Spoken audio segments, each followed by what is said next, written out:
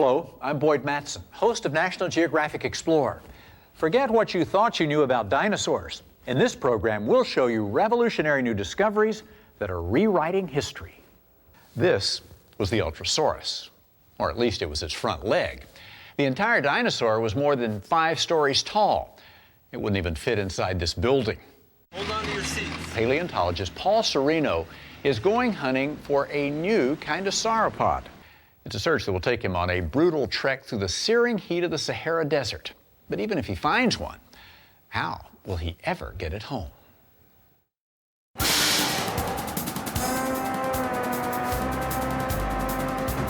It was longer than a city bus and weighed close to 50,000 pounds. To sustain its massive carcass, it would endlessly grab branches and leaves and hoover them down a 20-foot-long throat.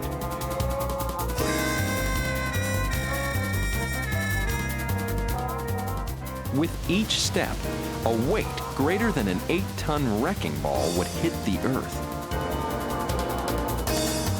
To support such a massive meat, bones, built like steel columns, descended to massive feet that would have left crater-like prints more than 2 feet across.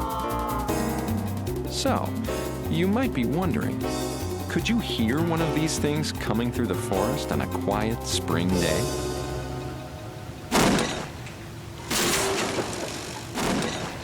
I think you get the idea.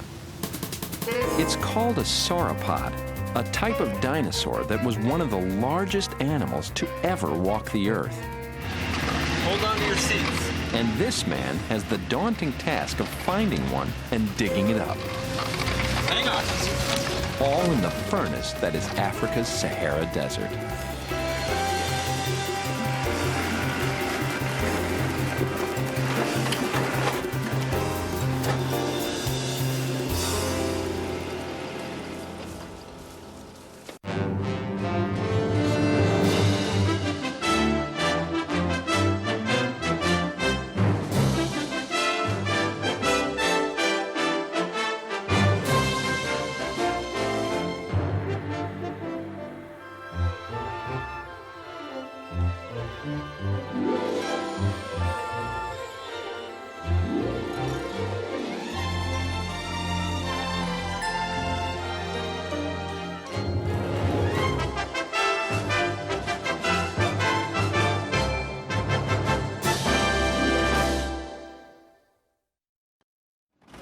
University of Chicago paleontologist Paul Sereno and his team are on a bone hunt. Their main quarry is the complete skeleton of a huge dinosaur, a new kind of sauropod that's never been described before. But work in the Sahara is never easy. Miles from civilization. They are at the mercy of the desert. It just sunk like it was. For Paul and the 17 students that make up his team, the expedition will be a mental and physical test that lasts 4 months. 3 of those months are going to be spent in 100-degree weather, in dust storms and windstorms, and digging until your nails are worn off. And you really need to find adventuresome, strong, young men and women to be really excited about it and approach it with a great amount of energy. Leading an expedition with that kind of energy is a Sereno hallmark. At 39, he has made more significant discoveries than most paleontologists make in a lifetime. Wow. In Africa in 1993, Sereno and his team discovered Afrovenator, the first nearly complete predator skeleton ever described on the continent. In 1995, in Morocco, it was another first, the skull of Carcharodontosaurus, what may be the largest meat-eating dinosaur ever described. His finds have been so significant and so frequent, one wonders, can he do it again? The answer will have to wait, because the only discovery he's made lately is that his jack is missing. Can we put some rocks underneath there? Get some rocks! The experienced hands know, and the rookies are beginning to realize, that to make a major find in the middle of the Sahara, you've got to get there first. Okay, we got it. All right, good.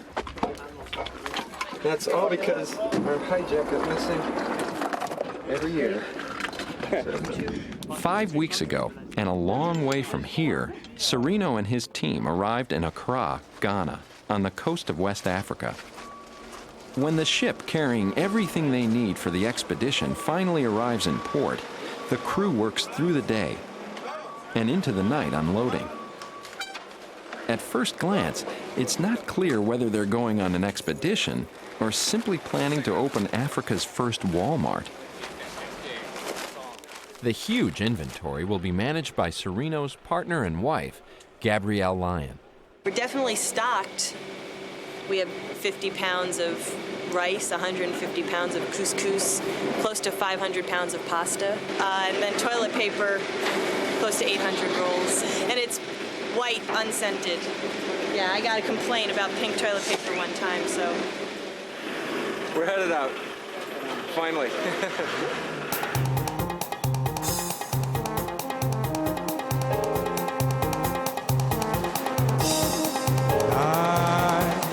Stars above that shine so bright, a mystery of their fading light that shines upon our caravan. Once they're rolling, Paul sets a killer pace. Every day they spend on the road is one less day they can spend looking for bones.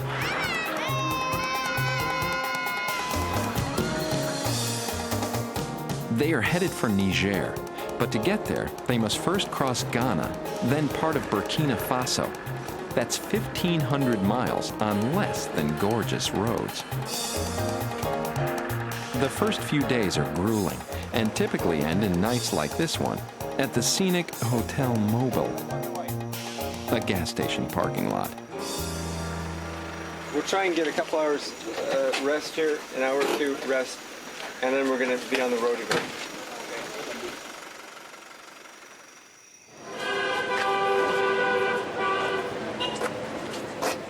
When they awaken after a refreshing 3 hours of sleep, they find that the driver of their transport truck has disappeared.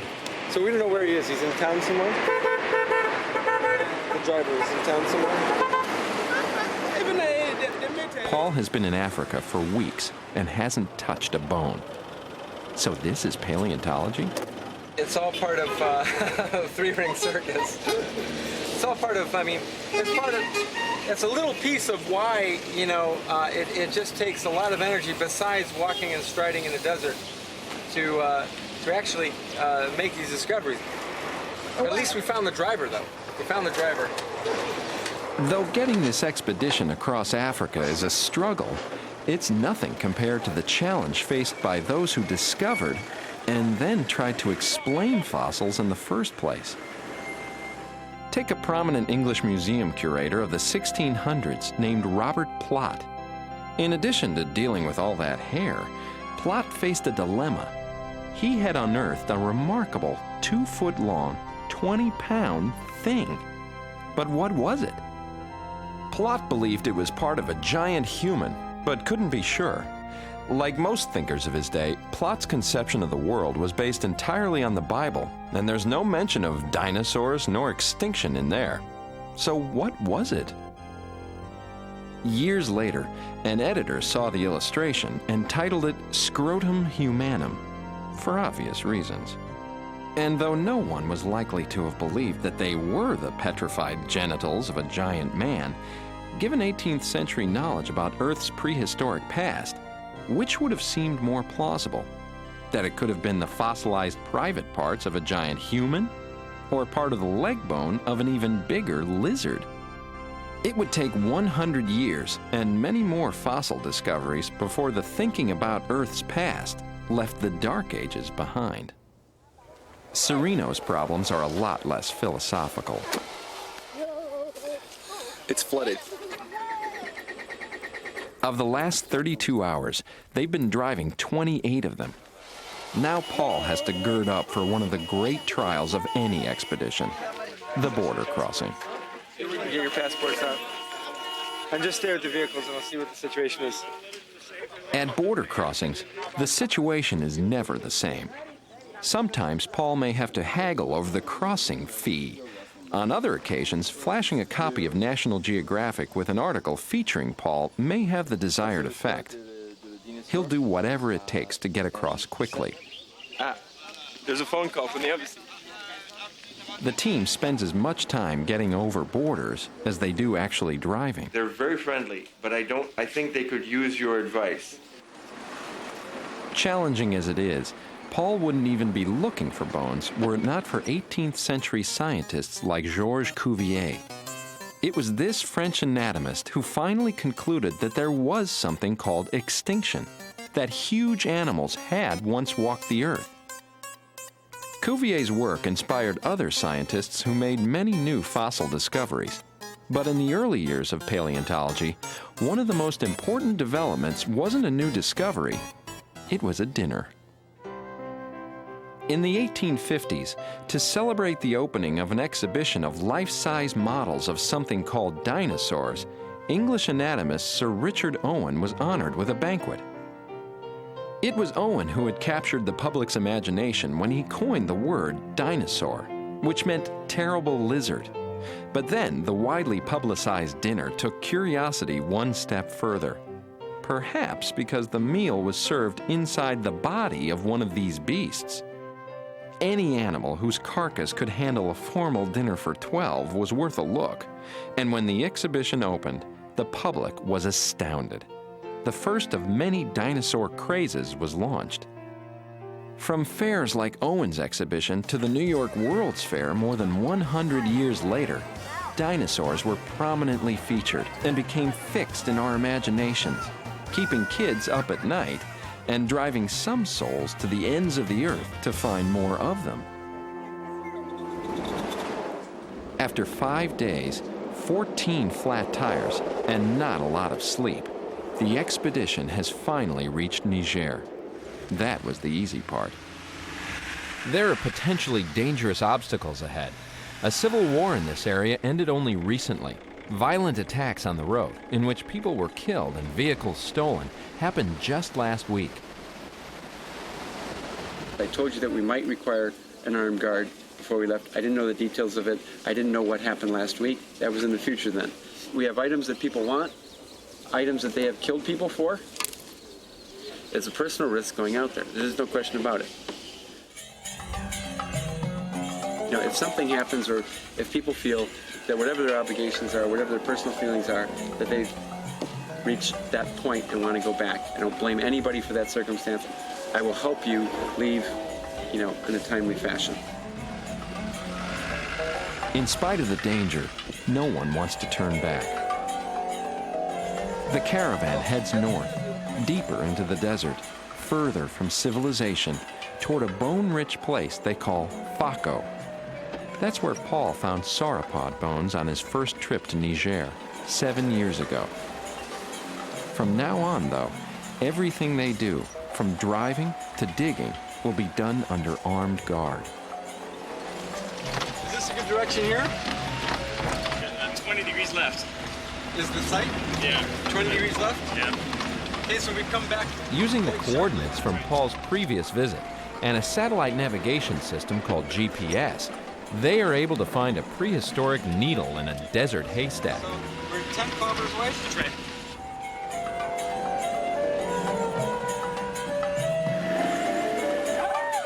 Almost 7 years after Paul first found this site, he has finally returned. Okay, show me the money. Where's the bones? Bones are right here.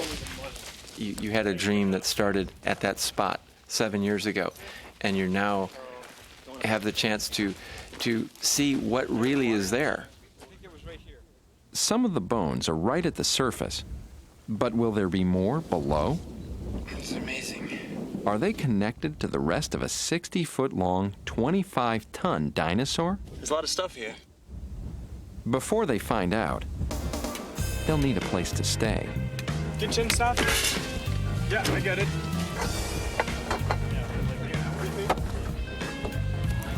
Yeah. She came as a special envoy from the state of Wyoming.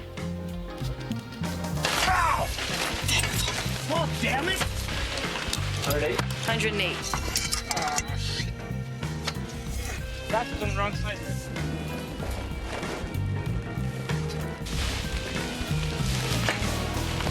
Oh, sweet home. Man, we're good.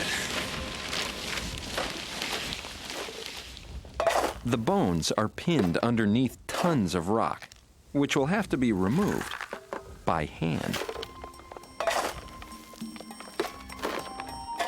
For the next 2 weeks, they will pick and hack at the rock for 14 hours a day in heat that often pushes over 120 degrees. For the younger students on the team, the term field trip has taken on a whole new meaning. If you come walking out of here in 2.5 months and you say, that is not the hardest thing that I have done in my life, mentally and physically, then you haven't tried hard enough. That kind of sentiment is what ultimately opens the thickest, the hardest doors to actually get through, the most impossible doors to get through. The hard work pays off. They have removed more than 5 tons of rock and found a surprise. There are not 1, but 2 skeletons.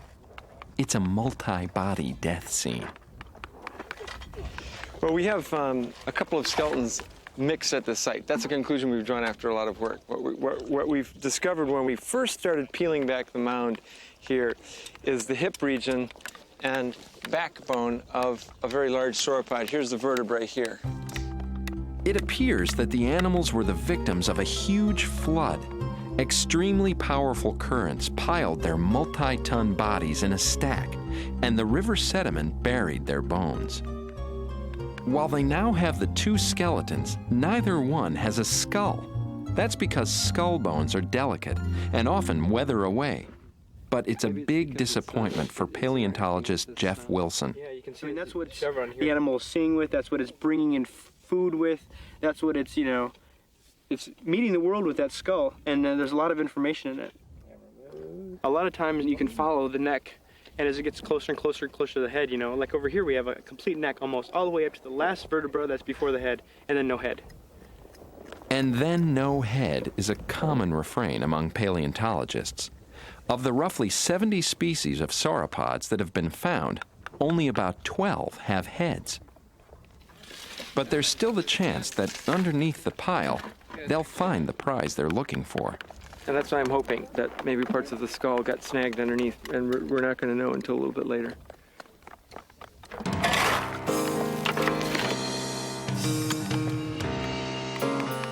A little bit later is a recurring mantra for someone working on a dig like this. A little bit later, I won't have heat stroke. A little bit later, my back won't hurt so much. A little bit later, I get to sleep. But Paul doesn't seem too concerned about sleep. With our solar lanterns, we can work at night. That kind of nearly obsessive drive is, perhaps, one key to Paul's success. Gabe, it continues. The tail continues, or there's another bone here. When he finally stops digging, Paul and some of the crew are going to relax by trying to put together the jigsaw puzzle from Mesozoic hell. Yeah, I don't really understand what's going on there. It doesn't look like there's a good fit. Since the prospects for finding a complete skull fade with each day, they're trying to build their own with skull fragments they've already found. Wow! One of the most fascinating of these pieces is a tooth. And 2 teeth in the lower jaw come in just like that, and they create these wear facets along the edge. And it's literally like an interdigitating scissors. And they believe the animal was essentially a giant tree trimmer whose diet consisted of plants. Now all they need is a jaw and skull to put the tooth into. You want to try and put it together? Yeah.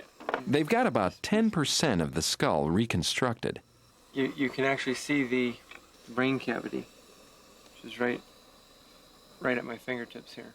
Remarkably, the part of the brain required to operate this titanic creature was about the size of a walnut. Doesn't require that much. But what the animal lacked in brain size was more than made up for by its spectacular set of bones. This 50,000-pound creature was basically a walking bridge. Massive vertical columns supported the span of vertebrae, and these in turn, with their various attached ribs and processes, held up the sumo-like guts. Fascinating as this creature is, the painful truth is that getting it out of the ground is a whole lot like root canal, and can get a little tedious, even for the veterans. It's all the same work, and we do it every single day. It's nice to have things to sort of break up the monotony.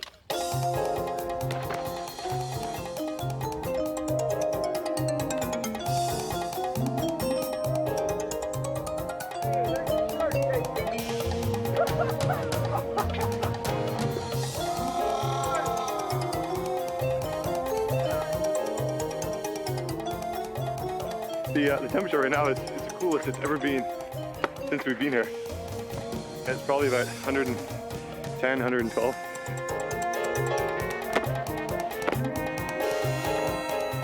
have no idea where sometimes he just has to be with his sheep.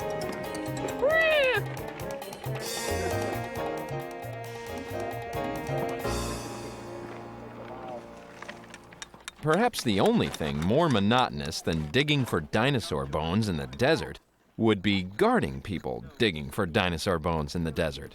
La queue qui va tout là derrière. Là, c'est la jambe de derrière, il y a le fémur.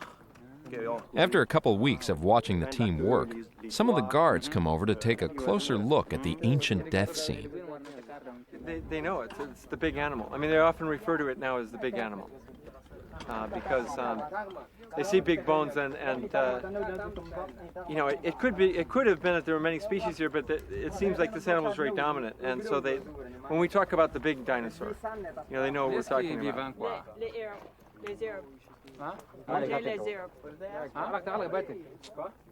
What did they eat? What did it eat? Les herbes. Yeah, les herbes. So, see, if they made goats this big, you'd only have to get one goat for the whole season. They've finally reached the point where it's time to prepare the bones of this big goat for the trip back to the lab. Oh, that's beautiful. It's a process called jacketing, and it's designed to protect the bones from damage. First, the bone is covered by foil or paper towel. This makes a separation layer between bone and plaster. Then the whole thing is covered with plaster-soaked burlap strips. You start off with like skim milk, and then you go like a 1%, 2% whole milk, and then you get like 40% cream, which is what John reached right now. It's a lot of fun until you got to pull it off your arm hairs. We should all shave before we do this. We're forced to shave. Watch this. Ugh. Ow! Once they're jacketed on the top, it's time to flip them and plaster the other side. Ready? 2, 3.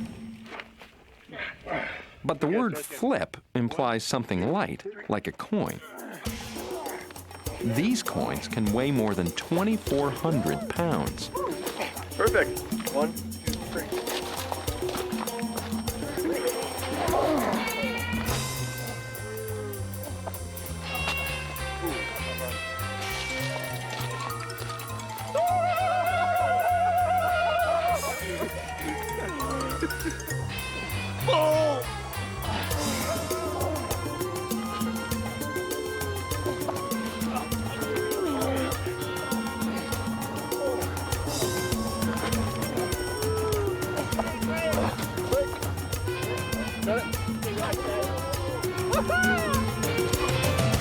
Man, this is fun. Take our work seriously in this field. After 5 weeks at the FACO site, they have removed more than 40 tons of rock, excavated roughly 15 tons of fossils, and found nearly every bone of this new animal, except the skull. Leaving Africa without the most important part of the animal would be a major disappointment. So, as they head out to a new location for 3 days of prospecting, they know this is their last chance.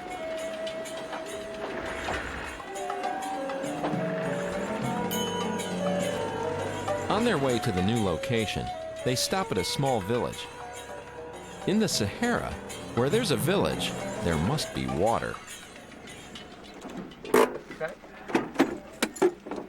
We're stopping at a little village that is not far from our site, but it gets rough as we go towards our site. So we're going to leave our drinking water here.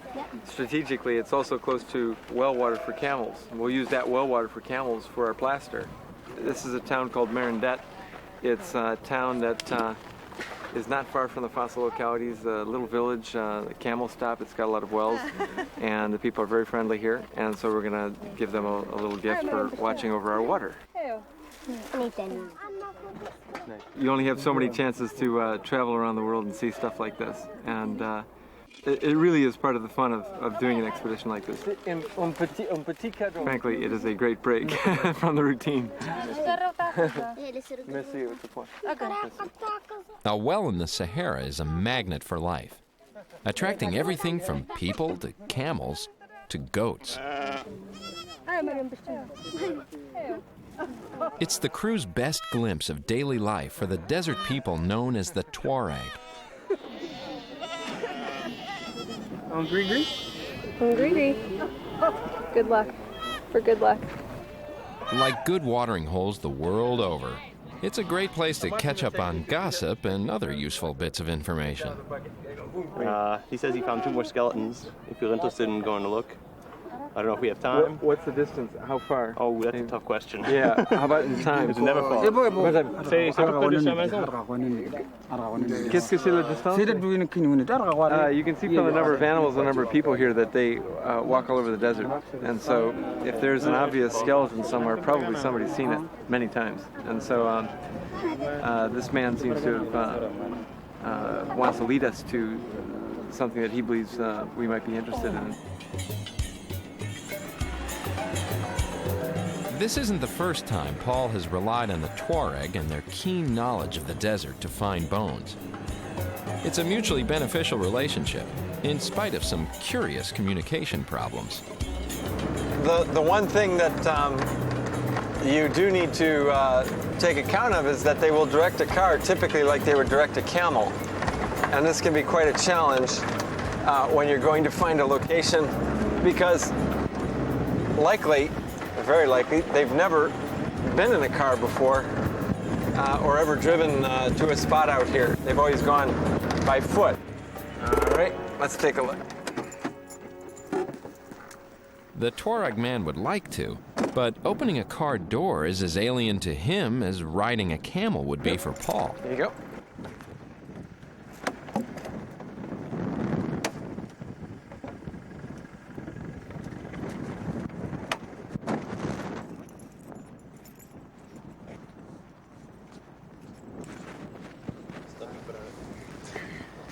I don't know if there's anything more here.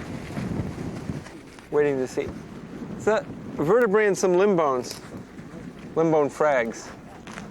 Look, I mean, it looks fairly weathered. Can we have a brush? Alien dinosaur. You're close. Wait.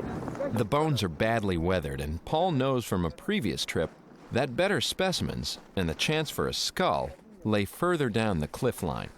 That's definitely a dinosaur. Still, it's never wise to ignore a tip from a local. You're working against the odds. So, you know, you take whatever you can get. If somebody says they think they can take you to some bones and it's not taking you miles and miles off course, and you believe the guy, you might even go miles and miles off course. I mean, you take whatever you can get. Another Tuareg man has led them here to a spectacular desert cove. This is where they hope they'll finally solve the riddle of the headless wonder. That's vertebra. There's another one. Yep. That's very weathered. Theropodium? That looks theropodium. There's the local here called the Dinosaur Graveyard. He's the one who brought us to this place and said, yeah, I can show you the Dinosaur Graveyard. It took him a while to prove to us that it was, but he found that one skeleton, and then we've been spreading out and found quite a few, and it's rich in pockets. This area that we walk from the vehicles is just loaded. After hours of skull-less prospecting, they decide to pack it in and return to camp for lunch. But then, only 25 feet from the vehicle, in fact, so close they could have backed over it, they make an amazing find. Holy Yeah, but wait a minute. Is that it? Could it be fishy? Is that the long lost skull? No, let's not jump to rash conclusions too quickly. Wow. It'd be nice though. Perhaps the most amazing thing is that anyone could identify this crumbling pile of rocks as the skull of anything. But after weeks in the field, their eyes are trained to see what few others could. And piecing this together with what we have, I think that the animal's got a skull. Fantastic. Wow. Which is it? Oh. The head is resting upside down, with the bottom protruding from the earth. Most of it is beneath the soil, but would look like this when intact. 2 feet long, 1.5 feet high. It's the last piece to the puzzle. You know, to come so close and realize that, okay, you've got 55 feet or 57 feet of this animal, but you're missing the last foot, and that's a very important foot, was something that was weighing very heavily on me. But no more. Their dogged persistence has paid off. They have now found every major bone of a completely new species of dinosaur. Now, they've got to name it. I thought it'd be a neat idea to name this animal whatever that the Tuaregs themselves call it, if they call it anything specific other than old bones. And so I had been asking some of our guardians if they knew the name that the Tuaregs around here called the animal, and Ima here knew the name of what they call this, the exact name for what they call this large sauropod animal, and it's Jobar. They would recognize it if you came up and said, "What's that?" They would say it's Jobar. Now we could combine that in some sense with a generic name, as Jeff was suggesting, with what they would all agree is the place name. Well, we're going to think about it a little bit more, but I think that's a good start on a name. The official name, Jobaria tigidensis, or mythical beast of the Tigiti Cliff, is a gesture of respect to the people of the region. But Paul is bound to do more. We have an agreement with the government of Niger. The people of Niger, you say, what are you going to do for Niger? Well, we're going to work out the science of the animal, but that's not going to do a lot for Niger. But we are under obligation now, and it's a challenge. We have signed on to reconstruct this animal and make it walk again in less than 1.5 years, and that's our obligation. A complete copy of the dinosaur will be given to the people of Niger. But before they can even think about that, there's the little matter of getting all 25 tons of Jobaria back to Paul's lab in Chicago.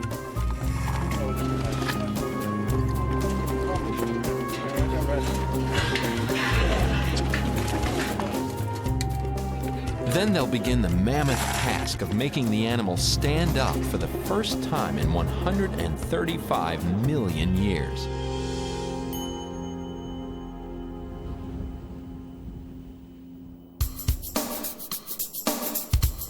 One and a half years later, Paul has traded desert vistas for a more familiar skyline.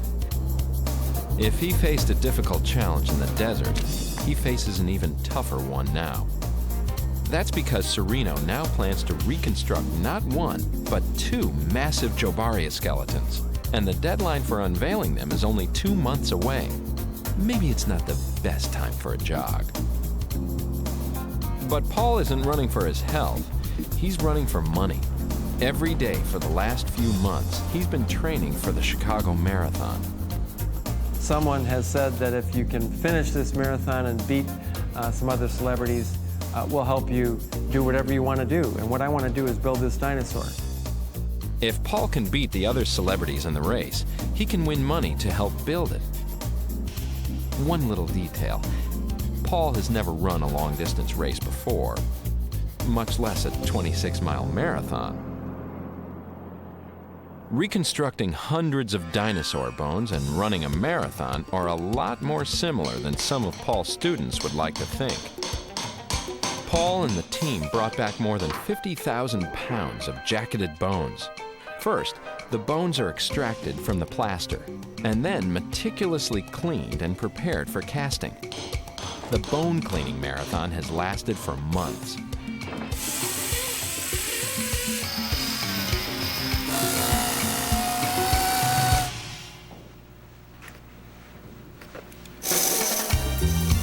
The goal of paleontology isn't to create mounted models of skeletons. It's to understand the animal's bones and what they tell us about evolution. So why mount the skeletons at all?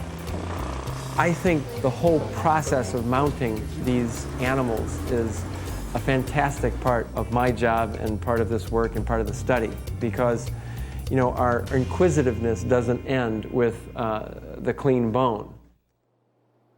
Paul has chosen a controversial position for the mount, featuring 2 Jobaria with the larger one in a rearing pose.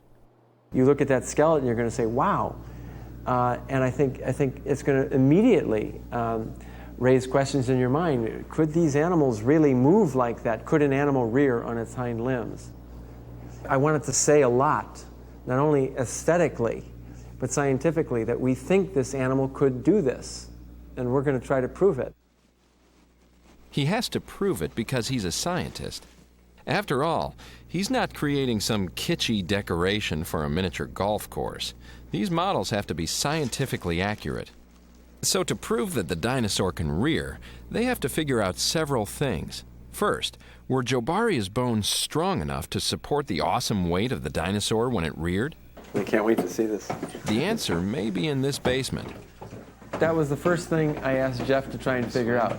Can the bones handle it? To me, they look big, but the animal is enormous. Model of the hind limb. Wow. Expedition member Jeff Ogrodnik is also a civil engineer. He has built a simple chain and 2x4 model of Jobaria's leg to figure out what forces were at work on the thigh bone. This is the pelvis, right, and hind limb. Right. Wow. So these chains represent the muscles that support the bones. When the animal's standing upright, or on 4 legs, the muscle really doesn't have to provide much tension in order to provide stability. But as soon as you reorient the femur to rear back, it's subjected to a lot greater load. Yeah, I see the chain. Wow. You can see the chain flexes up, becomes a lot tighter. When the adult Jobaria stood with its legs straight, the leg bones carried a load of over 13,000 pounds.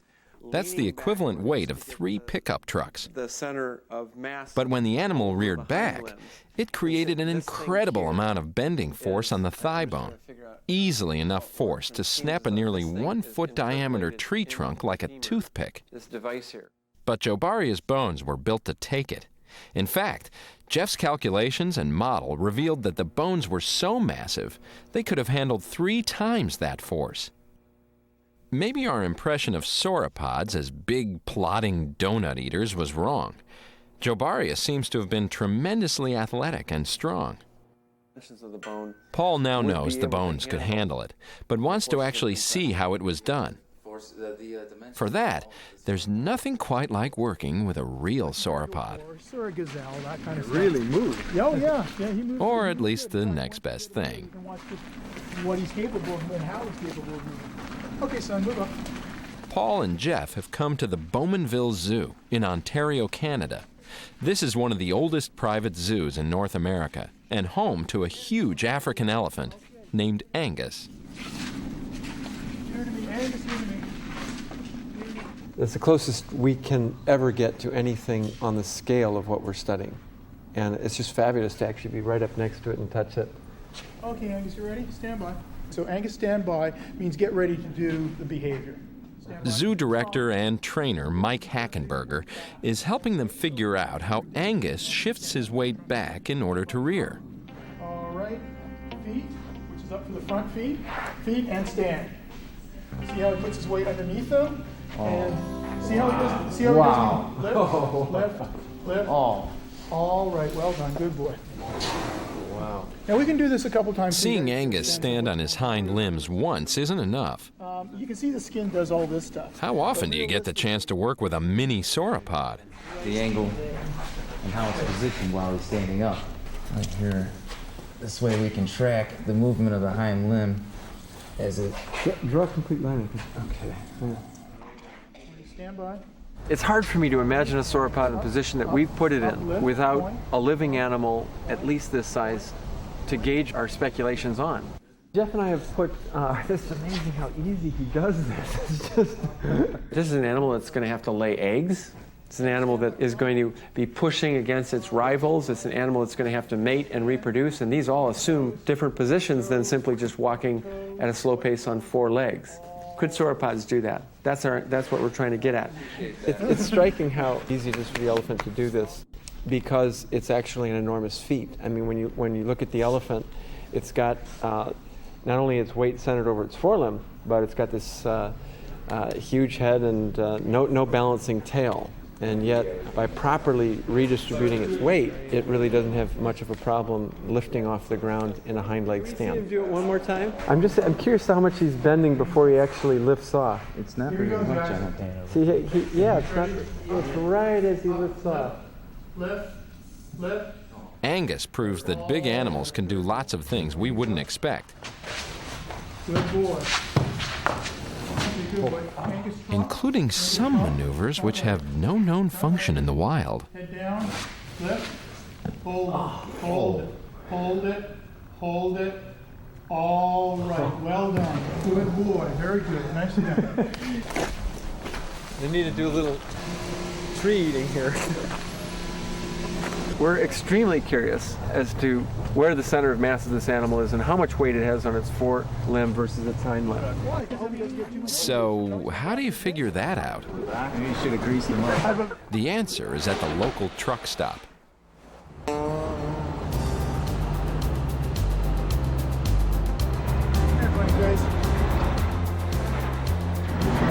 Okay, what's that? Angus will stand with his front axle over one part of the scale and his rear axle over the other. Maybe have it straddle the crack. That's what I'm thinking. Now they can figure out just how much weight is carried by each set of limbs. Good boy. No. Hey, Paul, it's 60-40. 60-40?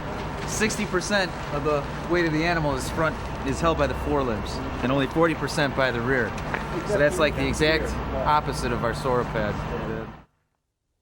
This is the confirmation they needed.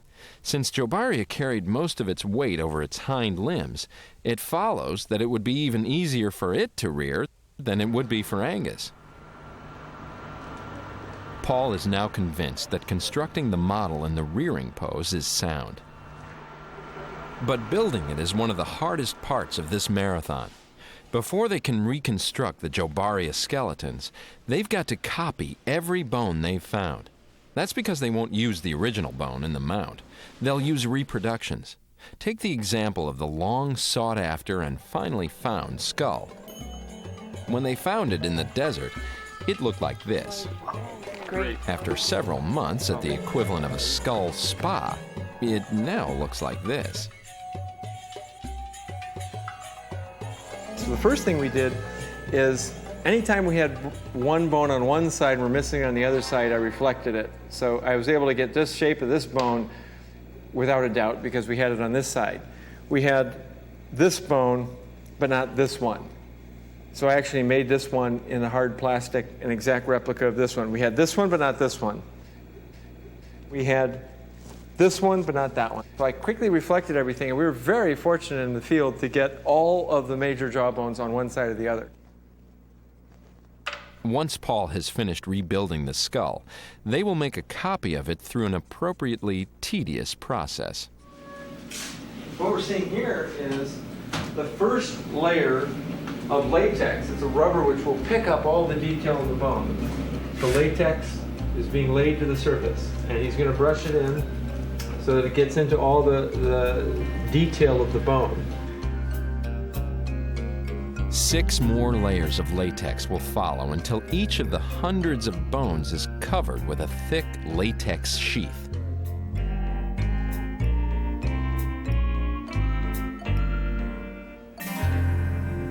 Once the latex dries, they'll remove the hard exterior and begin to peel it off. While making molds is tedious, opening them up is tense, especially when it comes to something as complex as the skull. More than 40 hours of work have gone into this stage with little guarantee of success. This is the moment of truth as to whether the hard part will come out. Because if it doesn't come out like that, then you can't open the mold. Lee, this is a success. Yes. You're very good. You're getting all the teeth, except that one's loose. But the most important thing is the mold, because that will allow you to pull out a single copy, a hard copy, that you can work with in the final mount. But they're still vexed by a skull problem. When they were in the desert, they found parts of 3 different sized skulls. In the lab, they built a composite for only the smaller Jobaria. They still need a much larger skull for the other skeleton.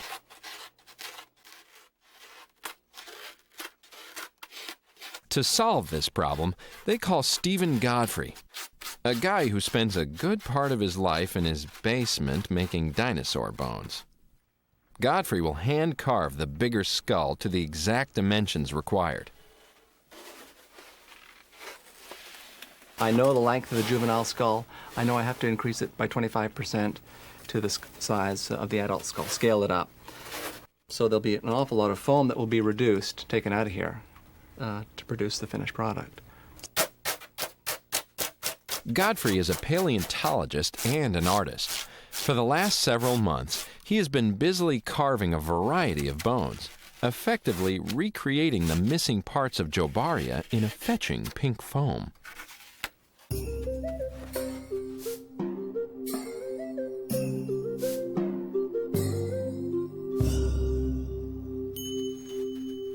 As the skull evolves, Paul is about to confront a transforming experience of his own. It's called the Chicago Marathon. In his quest to raise sorely needed money to help pay for finishing the dinosaur, Paul is about to ruthlessly torture his skeleton by running a 26-mile course. Has Sereno finally bitten off more than he can chew? Now I realize what I got myself into. So now I gotta run my butt off. Paul is engaged in a race within the race. A group of 13 celebrity runners is competing for a cash prize, which the winner can use for their favorite cause. Paul is about to run for the bones. But the race has a bigger symbolic meaning, not just for Paul, but for anyone involved in the expedition and reconstruction. Sometimes it's difficult to understand all the steps involved in an expedition. And you think back to the dream years ago when we had no vehicles, we had no crew, we had no equipment, but I knew that there was a dinosaur out there waiting to be discovered. All the work and the tons of material collected, the hours spent cleaning, and then piecing together and pondering how we should put these things together. It's such a long amount of effort. It's very similar to a marathon. I see running the marathon as demonstrating to people that this is not anything that is beyond our reach. We'll finish the marathon and we're going to construct this dinosaur.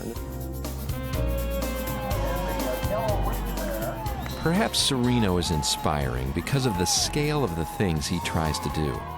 Running this race is a risk and he could fail, just like he could fail to build the dinosaurs on time.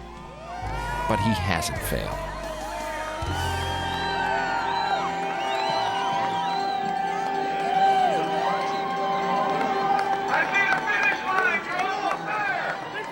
Sereno finished in 3 hours and 16 minutes, a surprisingly fast time for a first-time marathoner. I did it. Hi. I'm feeling fantastic. Couldn't feel better. So good. You got the most? I got the most I could ever get out of my bones. I ran that last mile for Chicago, for the kids back there, and of course for the dinosaur. Congratulations, Paul. He placed third among the celebrity runners, but still high enough to win $7,500 for the dinosaurs.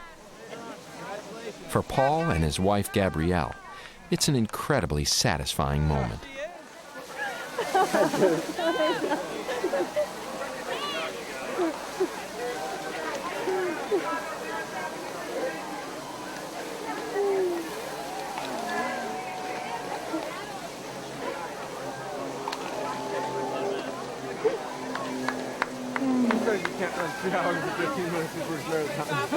Even as he savors completing one marathon, Paul is closing in on the finish line of that other race. The last leg of the Bone Reconstruction Marathon is run here, in a kind of big tinker toy factory in Alberta, Canada.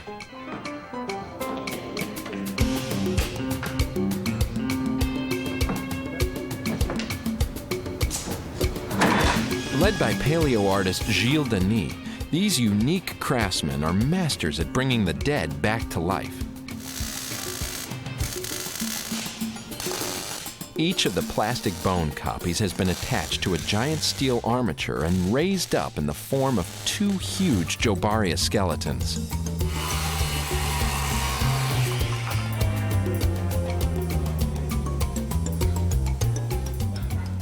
Paul is about to see them for the first time. It's actually, it's quite big. That is a beautiful curve you got on the tail there. Wow. Yeah, it really came out. You know, it's one of the ones I'm most proud of. It really sweeps very elegantly. Wow, that is really beautiful. Wow. You really caught a beautiful bit of movement there. That's really nice. You look at the loose bones and you say, well, that's not that big. You start putting them together, they add up.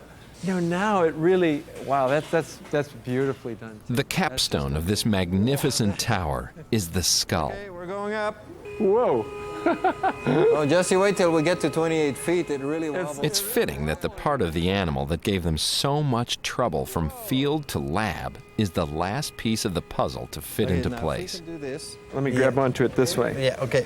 Like this. Attach that in there. Yeah, hang on. Keep a hold.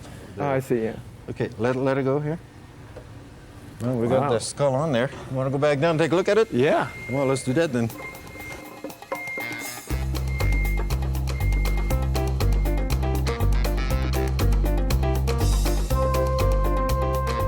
It is an amazing pile of bones.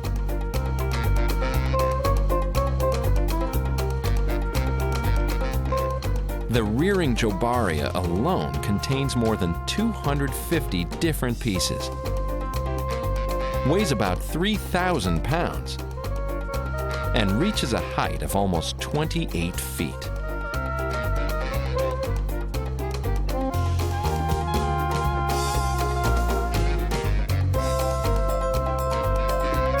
In the finest Sereno tradition, the skeleton is finished just before the deadline.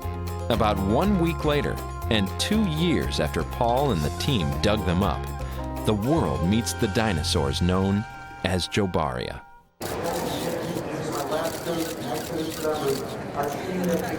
You ask yourself, how am I going to communicate some of this grandeur of past life to the public at large in a meaningful way, in a monumental way, in a permanent way? I think that's when you put these animals together and you try to express their significance in this fashion. When I look at these skeletons, I say, okay, we've done it. And now where do we go next?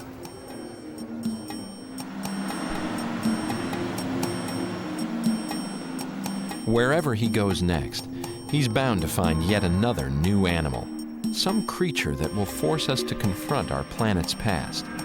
And that is a story of change, of the Earth in flux, and of animals so bizarre and so huge, we can only imagine and wonder.